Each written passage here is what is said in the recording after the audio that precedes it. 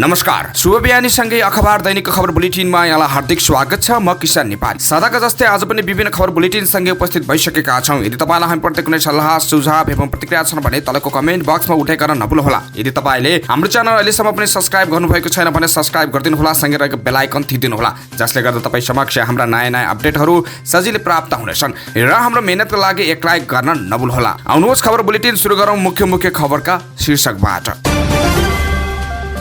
बरामद भएको सुन जोख्नका लागि टक्सार लगियो। सुन प्रकरणमा छानबिन समिति गठन, जाँच पाँचमा संलग्नलाई निलम्बनको तयारी।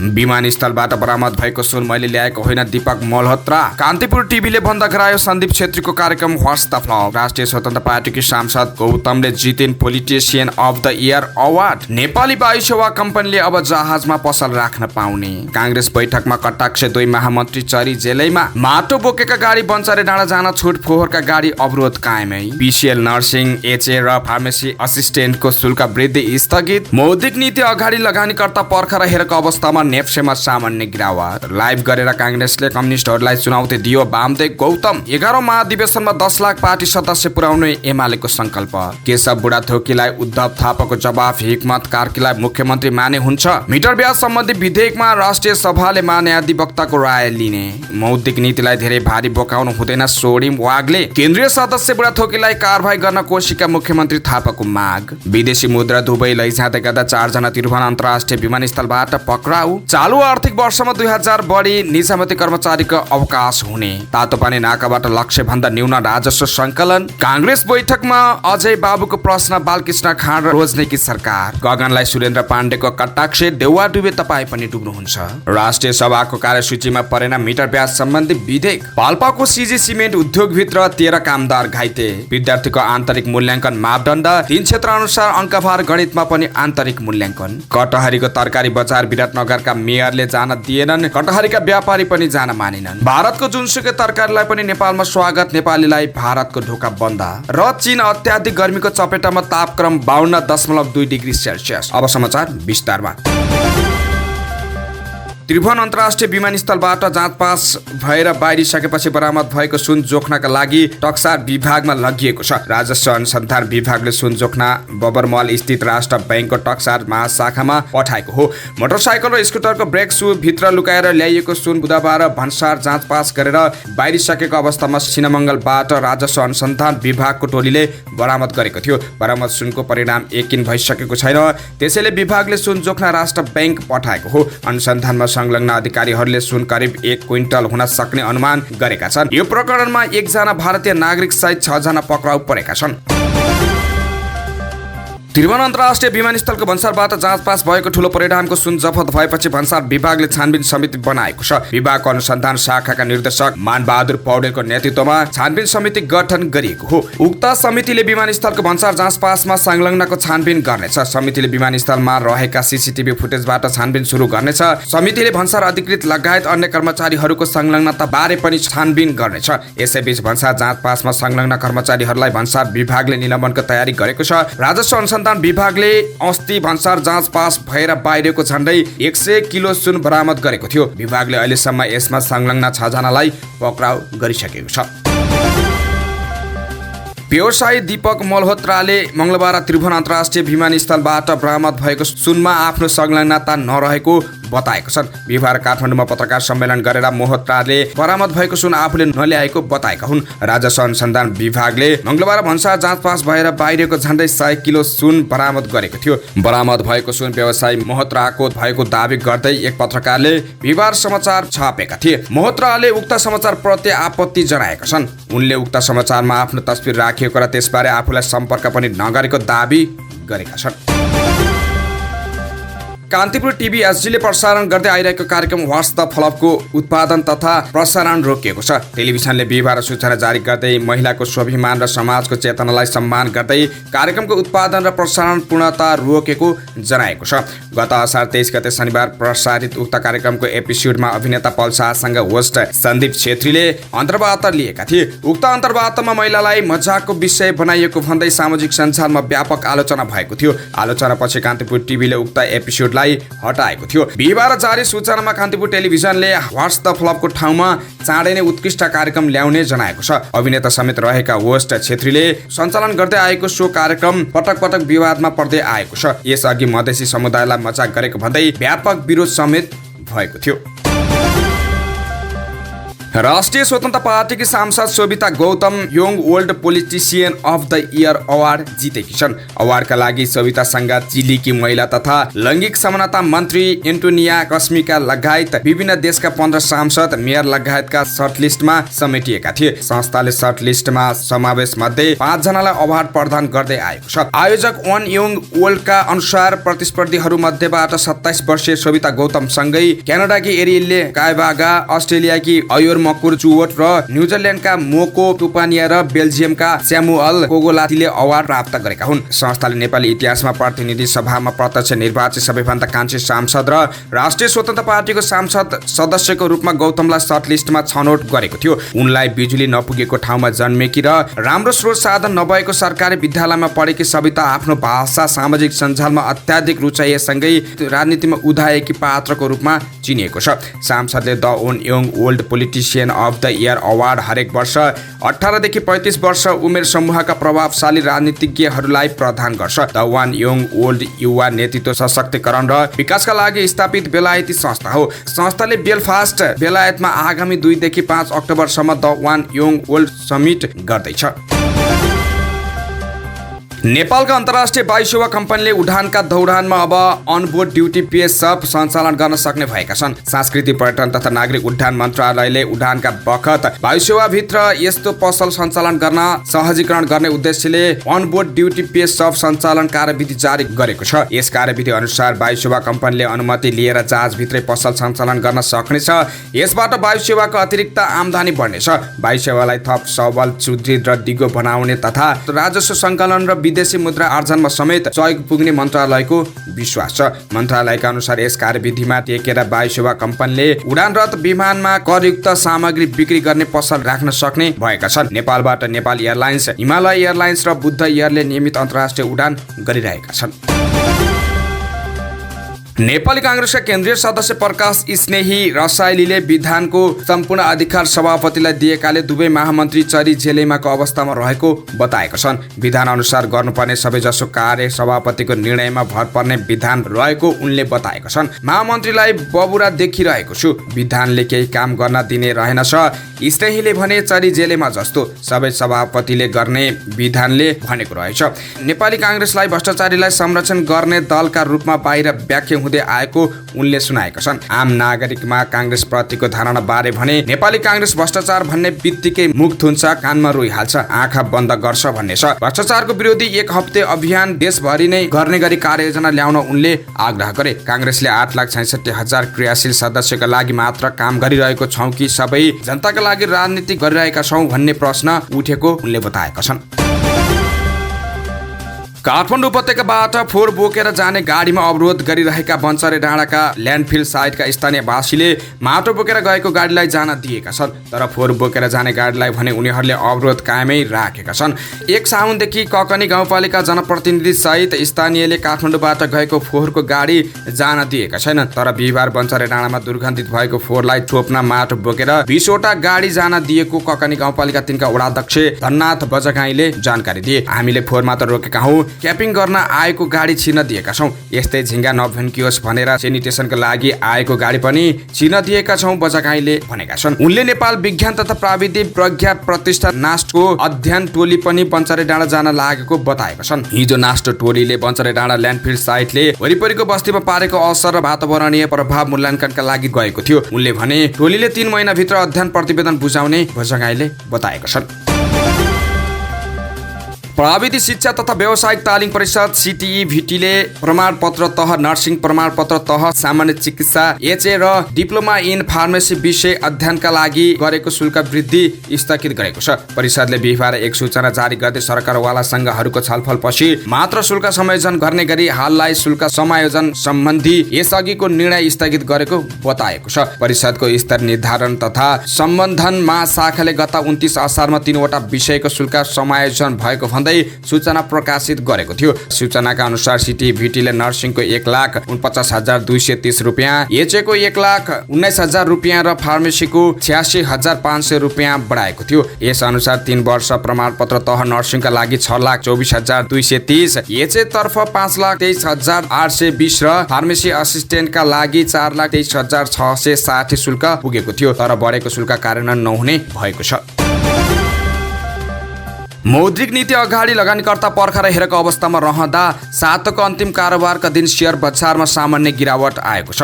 दिनभर उतार चढावको अवस्थामा रहेको बजार 1.31 अङ्कले घटेर 2163.92 बिन्दुमा झरेको छ। यो 0.06% मात्र गिरावट हो। घट्दो बजारमा पनि व्यापार उत्पादन तथा प्रशोधन उपसूचकका लगानीकर्ताले कमाए। व्यापार उपसूचक 6.35%ले बढेको छ। बिहिबार 264 धितोपत्रको 54,954 कारोबारबाट 84,24,108 किता शेयर किनबेच हुँदा 3,05,24,00,000 रुपियाँको कारोबार भएको थियो।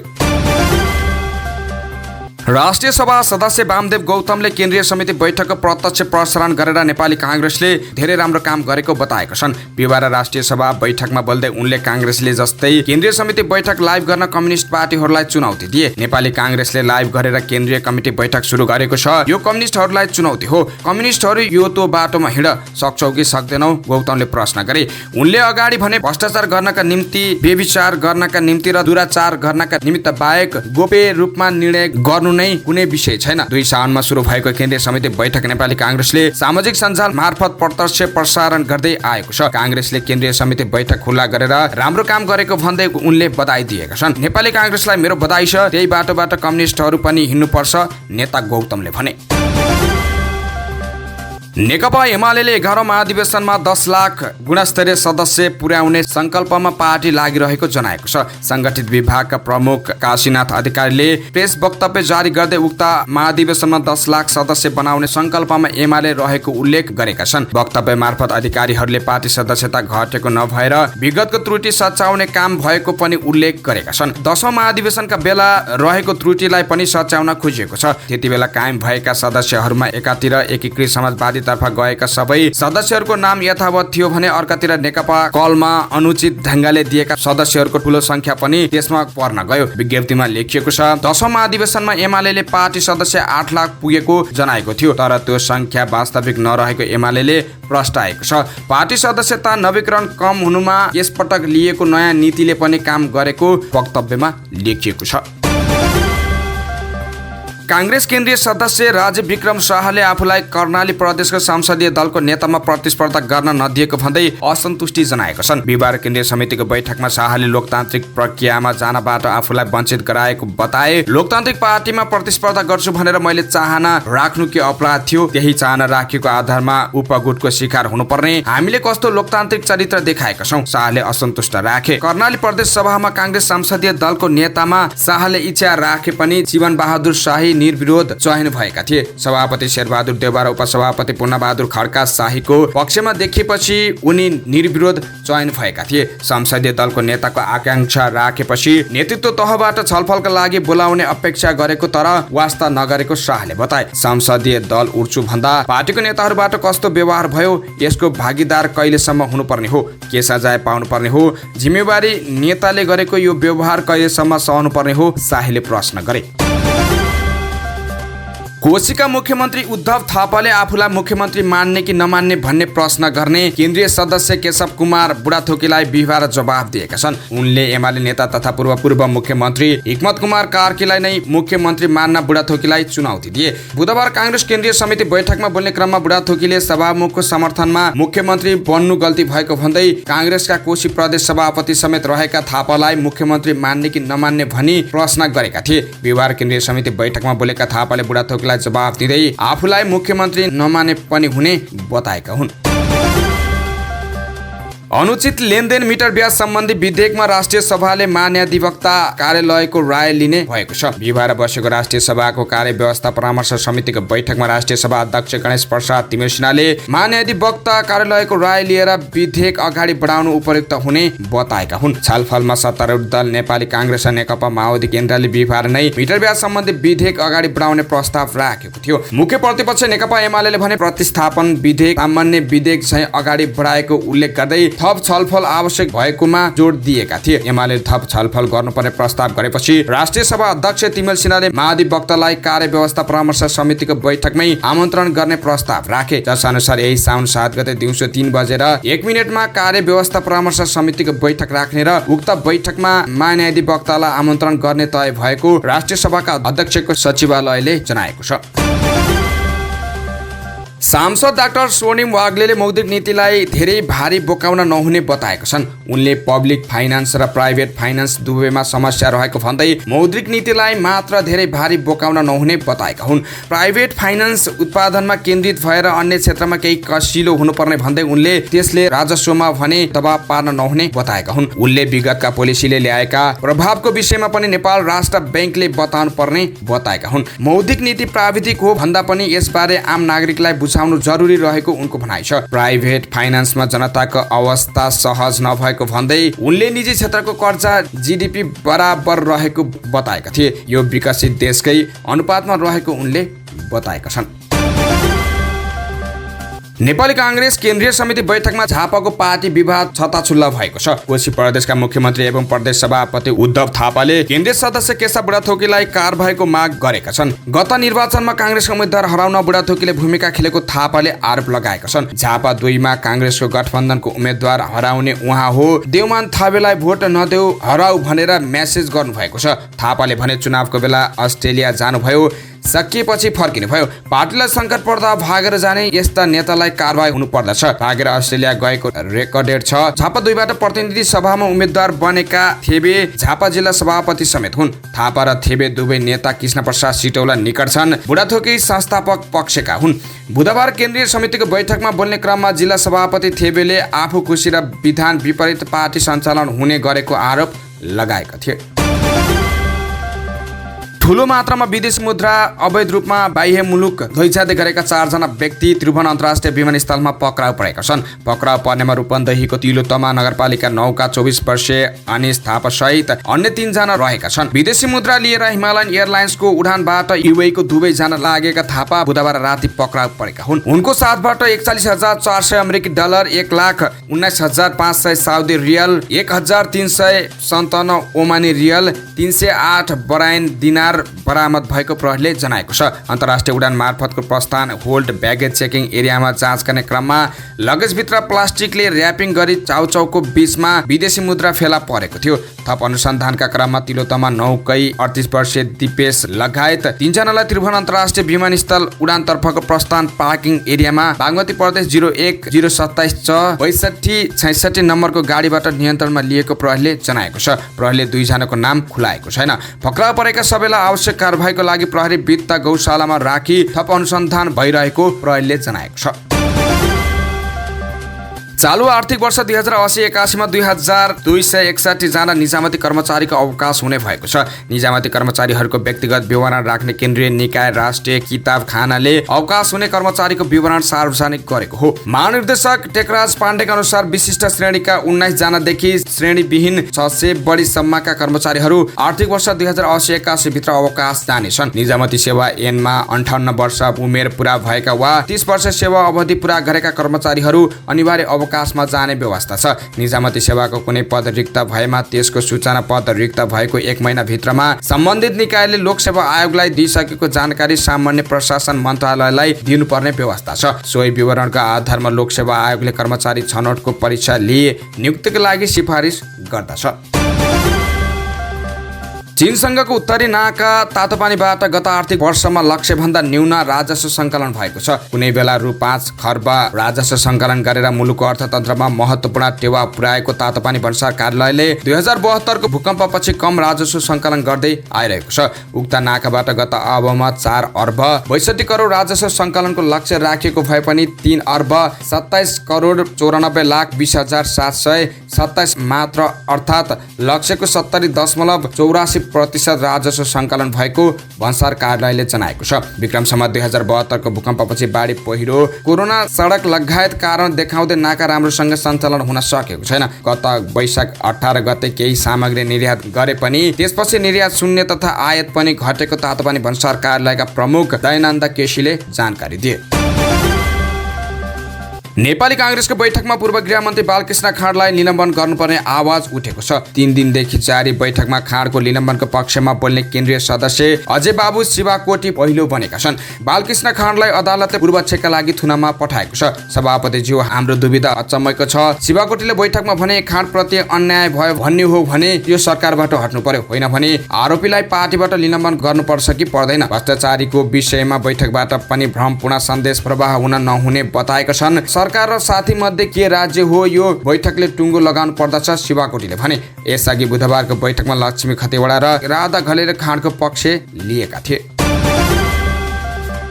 नेपाली कांग्रेसका केन्द्रीय सदस्य एवं गण्डकीका मुख्यमन्त्री सुरेन्द्र राज पाण्डेले महामन्त्री गगन थापाले अतिरञ्जित कुरा गरेको बताएका छन्। केन्द्रीय समितिको तेस्रो दिन चलिरहेको बैठकको प्रारम्भमा बोल्ने क्रममा पाण्डेले संसदीय दलको नेता परिवर्तन गर्नुपर्ने थापाको बोलीप्रति लक्षित गरेका हुन्। थापाले संसदीय दलको नेताको विकल्प खोज्नुपर्ने बताउँदै आएका छन्।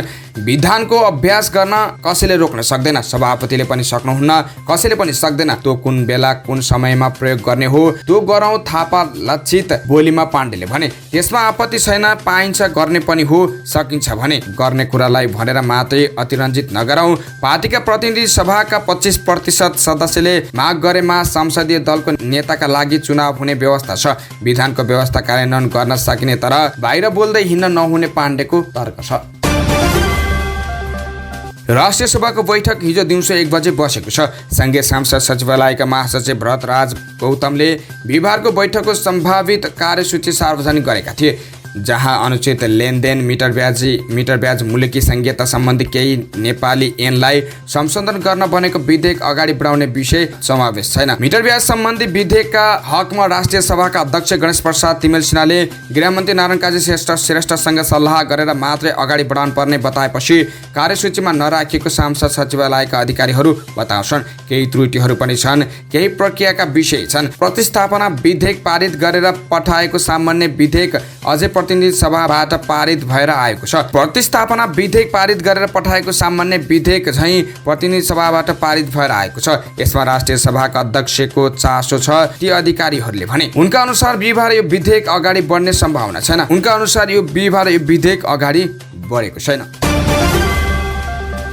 पाल्पाको सरदेवा स्थित सिजी सिमेन्ट उद्योग भित्रको भर्याङ खस्दा 13 जना कामदार घाइते भएका छन्। बुधबार अपराह्न 4 बजेतिर क्लिङ्कर खस्ने स्थानमा पुराना इट्टा हटाई नयाँ इट्टा राख्ने क्रममा भर्याङबाट खसेर 13 जना घाइते भएको जिल्ला प्रहरी कार्यालय पाल्पाले जनाएको छ। घाइतेहरूमध्ये 10 जना उपचारपछि घर फर्केका छन् भने 3 जनाको लुम्बिनी मेडिकल कलेज पाल्पामा उपचार भइरहेको छ। घाइते सबैको अवस्था सामान्य रहेको प्रहरीले जनाएको छ। घटनाबारे अनुसन्धान जारी रहेको प्रहरीले जनाएको छ।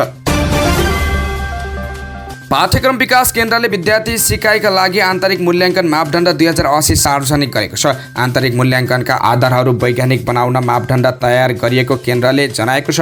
नयाँ पाठ्यक्रम लागू भएसँगै विद्यालयले मूल्याङ्कन गरेको आधारमा 25% अङ्क पठाउने र विद्यार्थीले दिएको बाह्य परीक्षाका आधारमा 75% मूल्याङ्कन हुने व्यवस्था थियो। तर विद्यालयले विद्यार्थीको दैनिक गतिविधि मूल्याङ्कन गर्ने भन्दा पनि आफू खुसी नम्बर दिने गरेको पाइएपछि विद्यार्थीको सक्रियता, सहभागिता र प्रस्तुतिलाई मूल्याङ्कन गर्नका लागि मापदण्ड तयार पारिएको केन्द्रले जनाएको छ।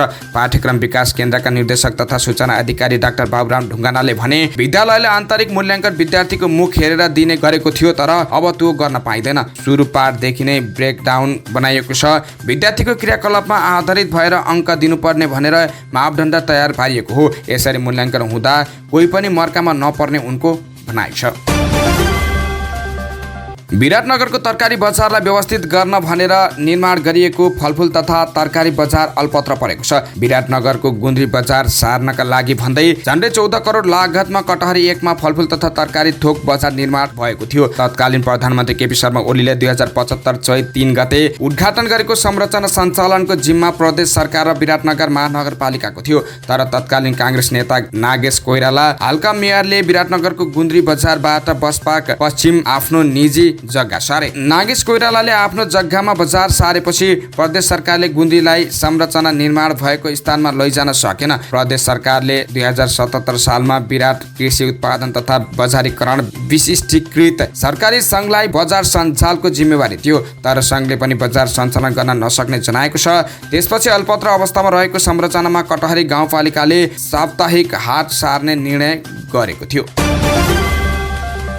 31 असारमा बीबीसी हिन्दीले नेपालबाट भारतमा घोलभेडाको तरकारी तस्करी भइरहेको बारे एक रिपोर्ट प्रकाशित गर्यो। सो रिपोर्टमा नेपालमा असीमित तरकारी उत्पादन हुने र त्यो तस्करी भएर भारतको बजार कब्जा गर्ने भाष्य स्थापित गर्न खोजिएको छ। तर यथार्थ भने त्यसको ठ्याक्कै उल्टो छ। यथार्थमा नेपालले भारतबाट जति पनि र जस्तो पनि तरकारी आयात गरिरहेको छ। भारतीय तरकारी नेपाली बजारमा प्रवेश गर्नु कुनै बाधा बन्दै छैन। सबै जस्तो मुख्य नाकामा क्वारेन्टाइन ल्याब छन्, त्यहाँ विषादी परीक्षण गरी तरकारी भित्रिन्छ। धेरैजसो तरकारी र विषादी परीक्षण बिनै यसै पनि भित्रिने गरेको छ। तर नेपाली तरकारी तथा कृषिजन्य वस्तु भारत निर्यात गर्न त्यति सजिलो छैन।